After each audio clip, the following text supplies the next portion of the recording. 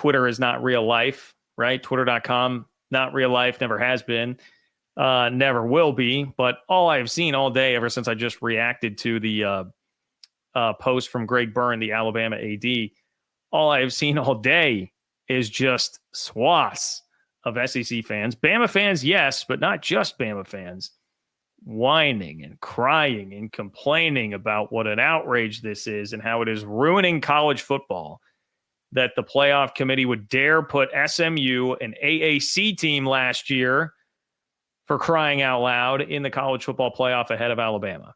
That is all I have seen all day. It has been a meltdown. It has been 100% a meltdown. So take it up with your brethren in the SEC. If you don't care, that is fine, but take it up with your brethren in the SEC, because that is all I have seen today.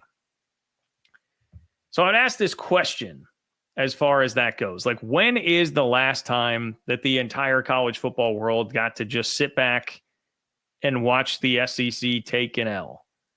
Because it does not happen often, man. I mean, ever since, I would say in a post like 2000 and Tim Tebow Florida Gators era, 2008, 9, I guess maybe the Chris Leak team too.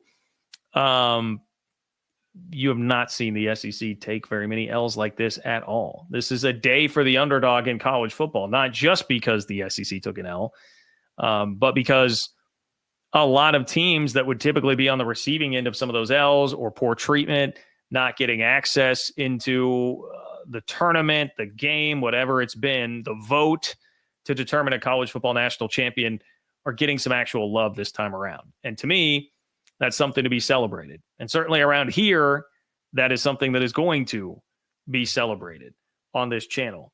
So I would even tell you the SEC took more than just what the obvious L is that meets the eye. And the Big 12, ACC took more than just what the obvious wins are here that meet the eye.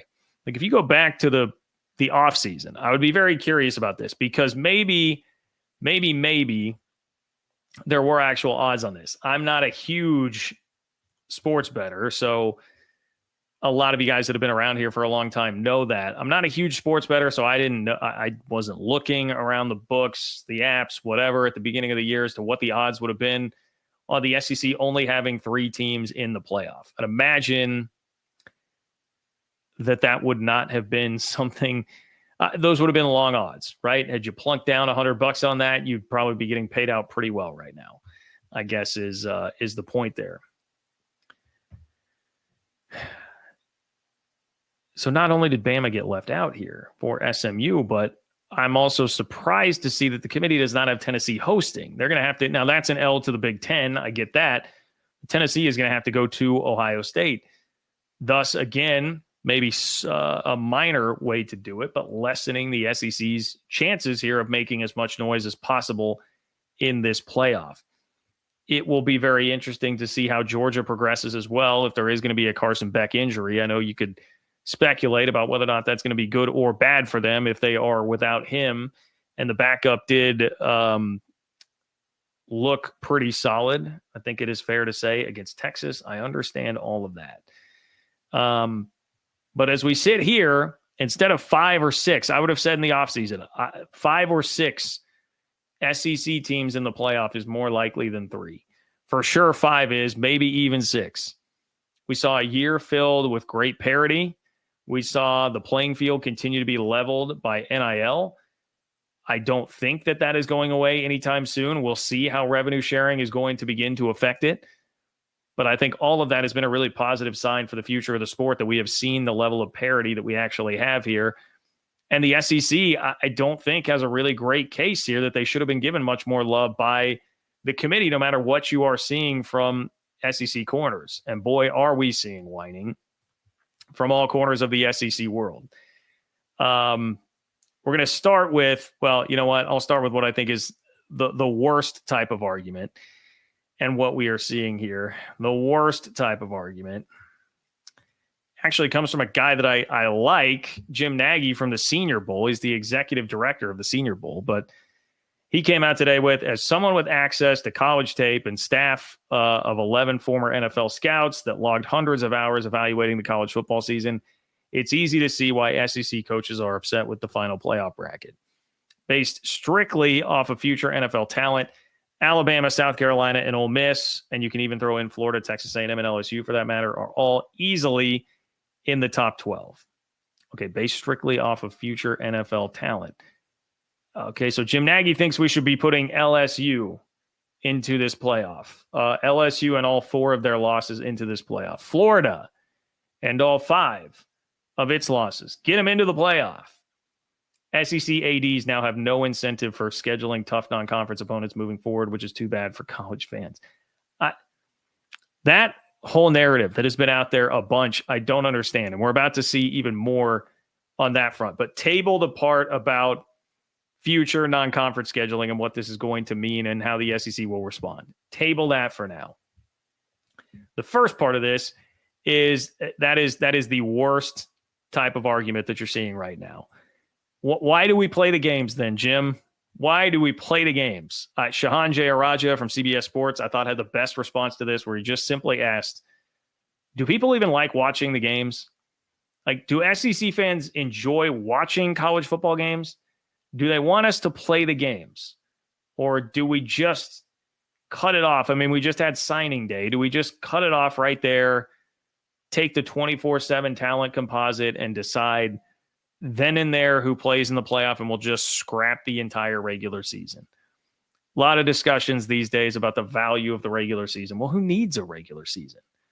Jim Nagy can just tell us who has the most NFL talent. His staff of 11 former NFL scouts can log hours grinding tape, and they can just tell us who should be in the playoff. Why play the games? It's a futile exercise. I don't know why we do it. Playing the games matters. How big of Alabama was a combined 36-point favorite in their games against Vandy and Oklahoma. They lost, and not only that, they lost one of those games by 3 touchdowns. What are we doing here? And there is certainly a lot of that. I mean, I saw a return to the hypothetical SEC analysis. South Carolina, Ole Miss, Alabama would all beat SMU. They beat the brakes off of SMU. What are we doing here? Never mind the fact that Clemson needed a 56-yard field goal to beat SMU literally a week after damn near getting beat, or damn near beating South Carolina, right? Took late game heroics from Lenora Sellers. That would suggest that no, that is not in fact correct, that we would get a pretty competitive game between South Carolina and SMU. But yet you'll see it, because that's the mode that SEC fans are in. They are knee-jerking back into what is typically their MO, which is just going to the hypothetical, waving that SEC flag, and looking over any warts this year. Now, as to the other part of that, I'm going to turn to Greg Byrne, the athletic director of Alabama, here for this,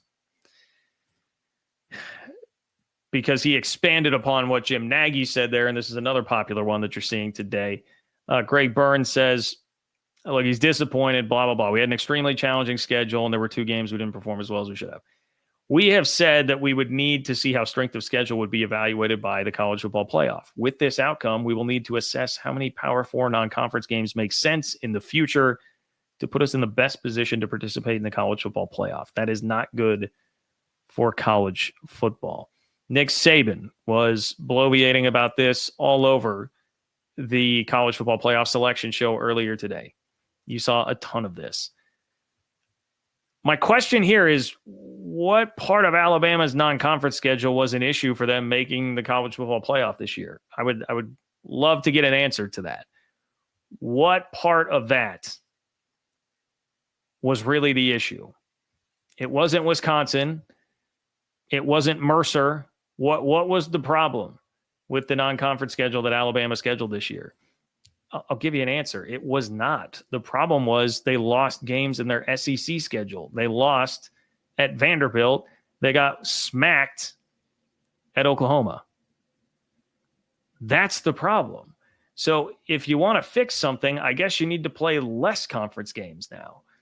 Scheduling a tougher out-of-conference game, tougher non-conference game may have actually benefited Alabama here, because if they had another data point, if Wisconsin were actually good, or if they had another big-time non-conference game against, pick somebody, Penn State, whoever, and they had that win, that probably gives them enough juice, even with the 3 losses, to still get in over SMU, right? If you had another one there.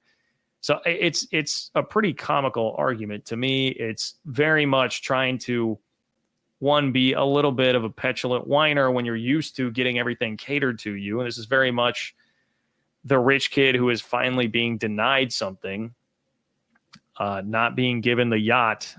Daddy decided not to give you the yacht this time. So, you'll go cry in your mansion. That's basically what's happening here with the SEC and its fans. And I suppose that's fine. They've been kind of trained to do that, nature versus nurture. They have been nurtured to do that by the way college football has treated them over the past 15 years. So I guess it should not be surprising, but it's them trying to leverage their power again here. We hold the cards. We will stop scheduling games. That'll be worse for college football. What? Okay, fine, dude. Hurt your TV partners. I don't care. Schedule less marquee non-conference games. That's fine. I do not care. Your TV partners will be upset. You may get less money from your TV deals. That's fine. The real issue here will be Greg Sankey is going to go power play on this and try to get this changed as quickly as possible. Now, I see something here from Chris. Chris says, how about Indiana and Penn State's schedule? Indiana and Penn, look, I'll complain about a lot of schedules. Texas's, they didn't beat a team better than 8-4 this year. Indiana, Penn State, I'm with you. But guess what caused all of that? Why do we have these crazy unbalanced schedules?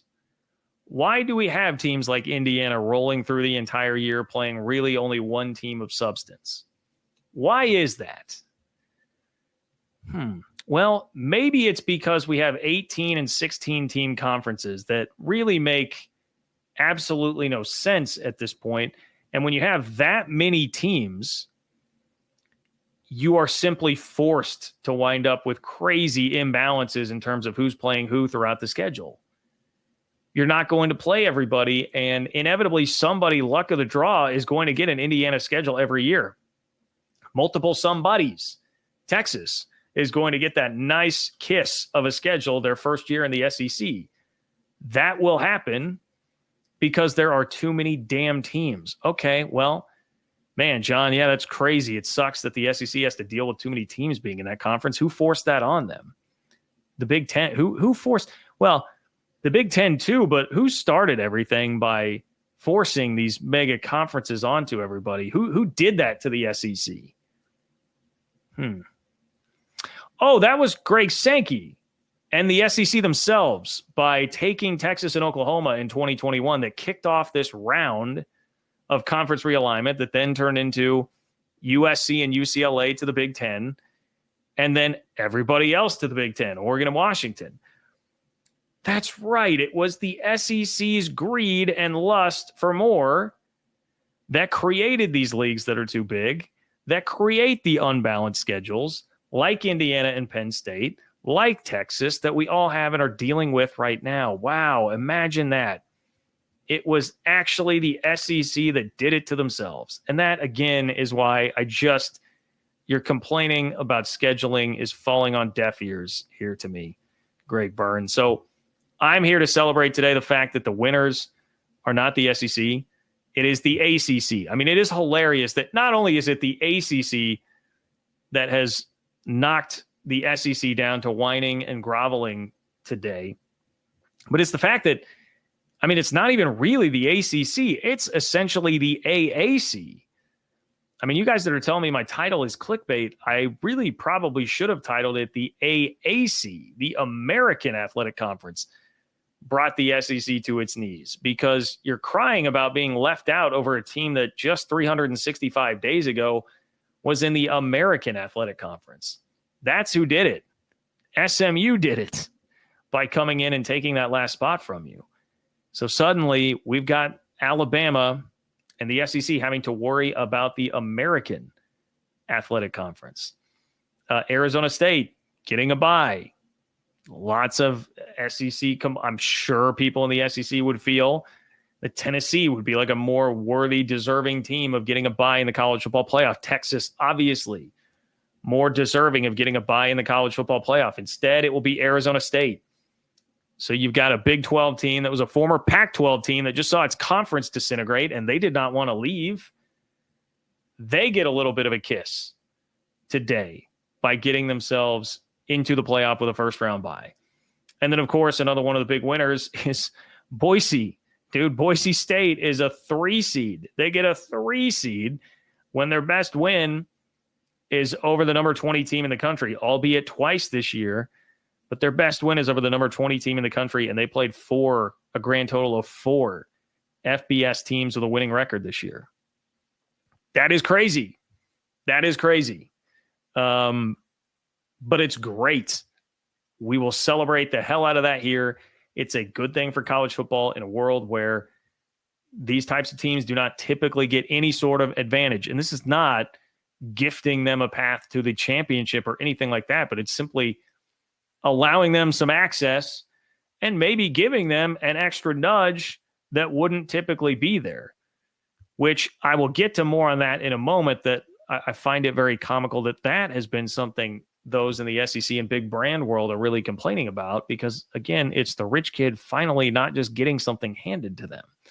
But I would also make this point. If we are trying to create the most possible interest in the sport, the betterment of college football for the country at large, this is something that should be celebrated.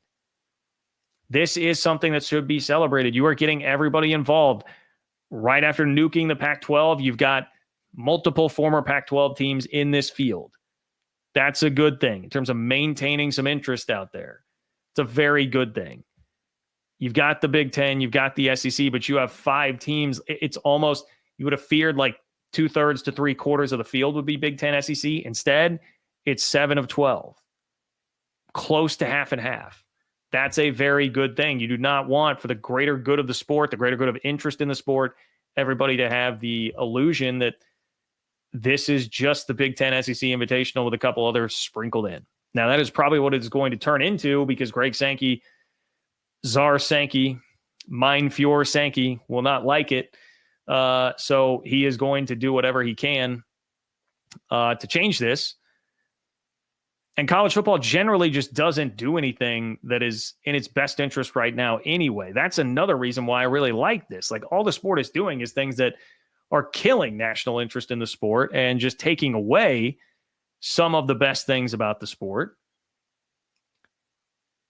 Taking away rivalries, getting Bedlam out of our lives, taking away Texas and Texas A&M until this year, Kansas and Missouri. Things like that we don't get every year anymore in college football are being ripped away, and we're getting worse and worse with that because we are slaves to the TV networks here. For once, the committee has actually done something that's beneficial for the overall health of the sport. So I love it. SEC, everybody can complain about it. People can complain about whatever it is that they want about this, but I think anybody who is a true college football purist, who's not just simply stumping for their big brand school, their big brand alma mater, can recognize that this is a pretty good thing. And I am very excited to watch this, and it's going to be an amazing